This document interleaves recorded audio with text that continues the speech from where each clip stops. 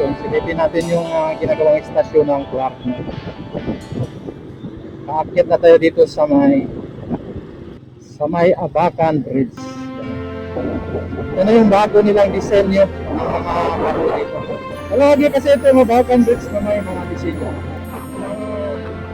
Kulay orange siguro ito. Nagalit.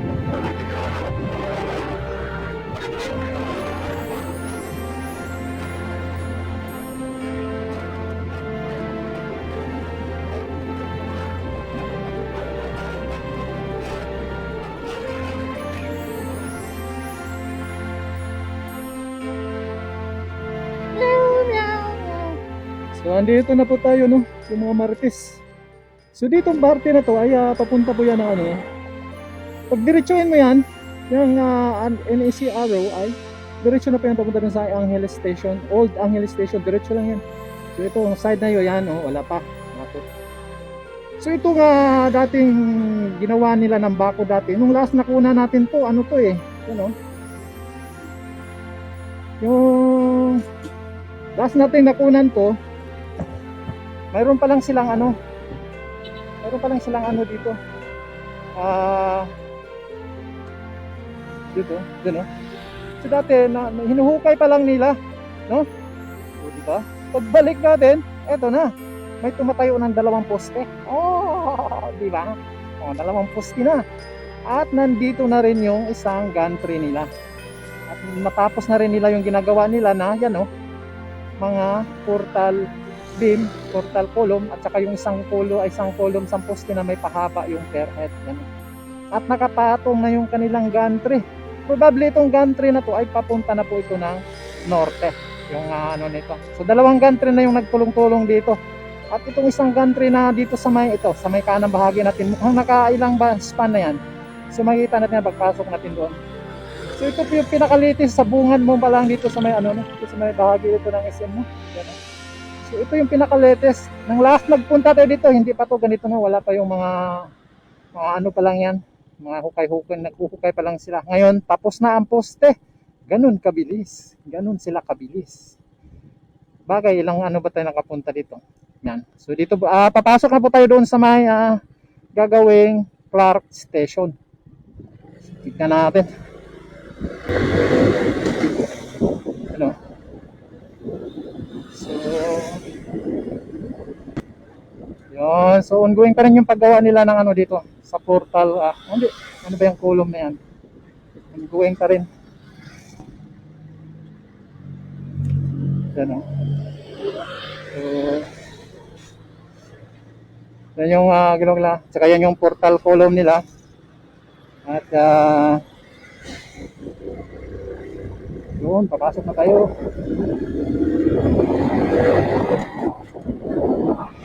Yan o.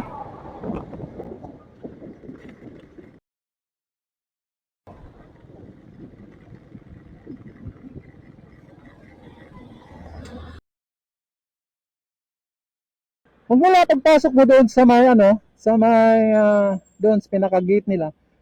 Kita mo na yung ongoing construction ng isa pang poste, yung pahaba yung per head. Tapos na nila ito. Dati nung nag-ano to dito, ano pa lang ito, ginagawa pa lang nila itong portal column yan, yung portal beam na yan. At mayroon na rin nakaparada na na box girder. Pero kung mapansin natin, yung box girder na nakalagay ay medyo maliit lang siya. Parang pa-square lang siya, no. Maliit lang siya, pang isang truck. Mas hindi kagaya dito sa main line na malapad. Yan, maliit lang yung sa side. So ayan, meron ng isang box girder nakabitin, no, naka-anchor dito sa may itong gantry. Ito palang gantry na to, nagagaling pala to dun sa kabila. Ayun tapos na sila. So pang last, mukhang pan last span na pala yung gagawin nila dyan. Pang last na, ayun dahil ito nga yung main line, ito pala yung main line ang putol. Yan so siguro pagkatapos nila yan, lilipat naman yan dito para sa main line, tapusin itong main line na ito. Yan kasi itong isang side nito, ito na naman yung tumitira. Ayun makikita natin yung natatapos na niya. Papunta naman dito. So, parang mabilis lang nilang ginagawa yung mga dito. Mga anong tawag niyan? Itong viaduct. Kung saan nilalagay yung rails ng train. At ito nga yung bago ngayon, nakita natin. Nakailang poste na rin yung ginawa nilang istasyon dito, no? Ayan, oh, yung bakal. So yung Stella column para sa istasyon yan, oh. 1, 2, 3, 4, 5, 6, 7. Mukhang naka-anim na row o hilira na sila. So kagaya din ito doon sa ginagawang ano, no, Apalit Station. Mga bakal na gagamitin nila dito. Mas mura, mas mabilis. Di ko lang alam sa maintenance. Pero tingin ko madali lang i-maintenance to dahil, di ba? Hindi kagaya sa semento. Pag i-maintenance mo yung semento, talagang babak. Ito, mabilis lang yata maintenance nito. Yan. So, ongoing yung ano nila dito para sa istasyon, no? Ayan, no? So, ngayon, kahit araw ng mga marites, andyan pa rin yung mga ibang nagtatrabaho dyan. Yan, no? So, yan. At, didiretso na yan. So, yung mga viaduct yan, diretso na yan kung hanggang nagtatapos yung CPNO3. Dahil itong CPNO3, trabaho nga ito ng Italian, Thai, Development, and etc. Mahaba kasi yung ano nito. No? So itong isang gantry na to ay ayan, no? Tuloy-tuloy din ang gawa nila dito. Yan. So halos mabuo na nila yung tatlong viaduct dito sa istasyon. Yan, no? So, yun, ito yung pinakalinis dito sa may Clark Station. At subukan natin diretsoin yun papunta doon sa may doon sa unahan kung saan yung kasi tapos na nila yung ano nila diyan, yung tapos na nila yung kanilang ano diyan, yung ginawang cantilever bridge. Matagal nang tapos, nakuna na natin yun. Tapos na, tinanggal na nila yung mga anong tawag doon, form traveler nila doon. So ngayon titignan ako ng development dahil yung mga viaduct na yan, diretso na po yan kung hanggang saan nagtatapos yung ano nila doon, yung CPNO3. At yung nga doon sa may nagsimula yung CPNO4 ay mababa yung mga poste doon at paakyat niyan doon sa may bahagi ng patawid ng ano ng cantilever bridge sa may expressway at medyo bumaba ng konti naman yan at yun nga, papunta na doon sa mga gumagamit sila ng mga steel girders doon sa unahan at direksyon na yan papunta ng ano underground station ng Clark International Airport Station. Yun. So ito yung pinakalinis dito sa may Clark Station. Ongoing construction ng Clark Station. So yan tuloy-tuloy. So nakita natin ang laki ng development ng pag-install o pagbubuo nila ng viaduct dito. Yan, kita niyo yung eroplano. May eroplano. Airplane, no? Yun, kitang-kita na natin yung development. Ayan, yung malakas yung hangin, umaangat-angat. Nakita nyo ba? Nakita nyo ba yung aeroplano? Ayan, ayan. Umaangat-angat siya. Ay, hindi pala. Maliit lang pala aeroplano. Akala ko, training plane pala yun. Estudyante siguro yan. Ayan, Ayan, liit niya, para lang siyang remote control. Yan, kita nyo ba yan? Para siyang remote control. Yun, lipat-lipat siya dito. So ito yung pinaka-latest dito, no?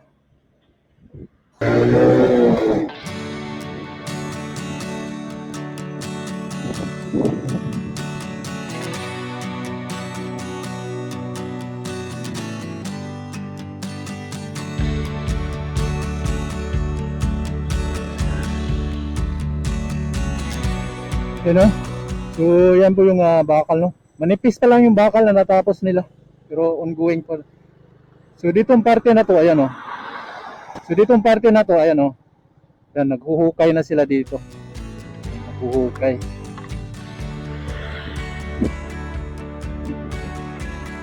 Naghuhukay sila dyan. At ito yung pagka-symbol nila na gantry dito. Yan, dito yung nila, ayan, hanggang dito pa lang nabubuo nila ng viaduct, grabe, laki nito, hanggang doon,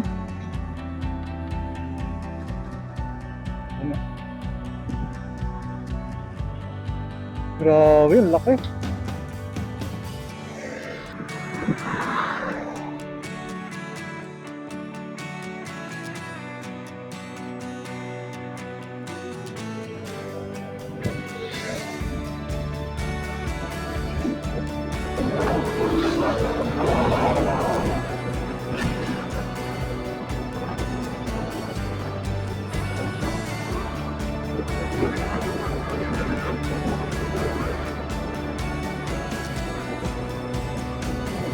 Ano?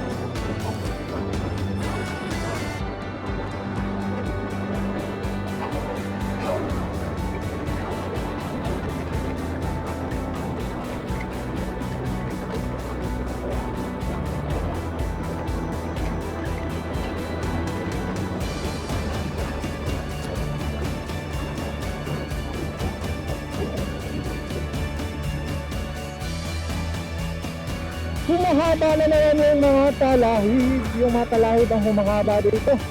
Hindi lang yung mga mga bayadak yung umuusad dito, at yung mga talahib. At makita natin na yan, mayroon silang ginagawa dyan sa poste. Nakita nyo ba? Yan, kung mayroon magtatrabaho sa poste. Yung dugtungan nitong bayadak, nitong mga box girder at saka itong ginawa nilang cast in situ. Kaalala nyo, itong span na to ay cast in situ ito. Ito yung isang span, cast in situ. At mayroon silang ginagawa dyan sa ilalim. Yan. So yan, balik ko na yan. At didiretso na yan kung saan sila nagtatapos nitong contract CPNO3 ng Italian Thai. At mayroon silang ginagawa dyan. No?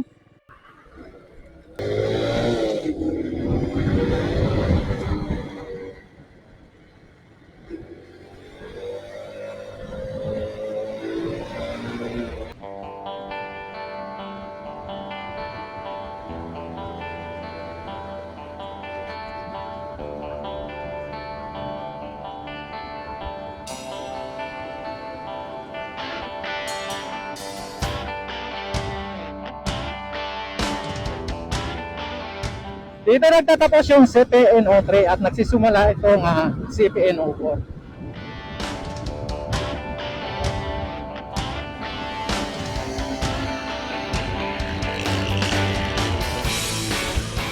Yun, kitang-kita natin na mataas na yung mga dito, mga talahib. So tapos na. Kapag na yung mga nadadaanan natin dito. Ayan, green na green yung mga halaman. Green na green.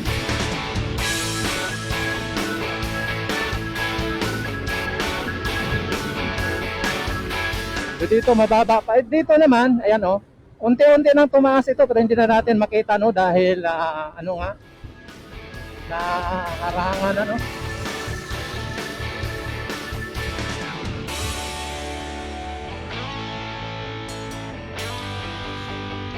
Diyan sa unahan po yung tatawid ng expressway.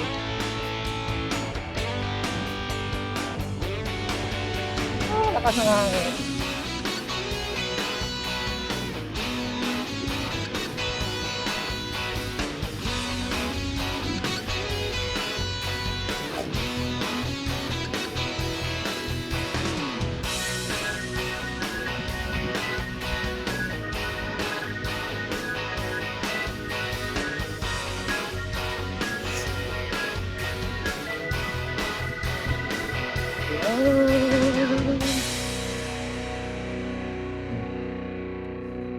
So yan na po yung dito yung ginawa nilang cantilever bridge yan So mayroon na silang nakaharang na mga net tsaka yung hagdanan nila. So wala pang development dito. Hindi pa rin umuusad yung viaduct dito yan So diyan pa lang. So dito nag-aantay pa rin yung yung mga poste dito. At kagaya din sa nakikita natin doon sa ibang lugar, ito yung mga poste lumuluha na. Lumuluha o pinapawisan. Yan pinapawisan na yung mga poste. Ang bihirang buhay naman yan Ayan tingnan mo. Pawis o luha. Siguro sabi tagal-tagal na namin nakatayo dito. Ano ba? Pambihirang buhay naman yan. Ayan. Kasi matagal na nilang natapos ito hanggang ngayon. So ganun pa rin. Nag-aantay lang ito ng bayada. Pinagtatabas na nila yung mga mga kapugnan yan Dito sa kaliwa natin, ayan, halos hindi na natin makita yung yung dahil puno na ng mga talahib, humaba na yung mga talahib